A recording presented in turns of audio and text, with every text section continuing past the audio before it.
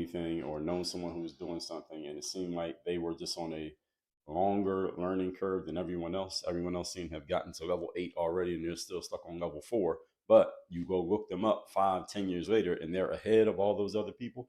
Today, what I want to talk about is the difference between a late bloomer and a slow learner, which you may not be able to tell the difference between them until or unless you look at them from one point until many years down the line. But let me explain the difference. Number one, a late bloomer is usually a person who just grows into their role or their position or their way of thinking later or slower than others, maybe because they started late, or maybe they just develop later, or they just pick up things a little bit later than everybody else does. Whereas the slow learner, on the other hand, number two, they tend to have the tools, they just don't use them or they don't implement them as readily as they should, or they just don't, it doesn't click with them. They don't get the point until maybe later into a situation, or maybe after the situation has already passed or the opportunity is already gone.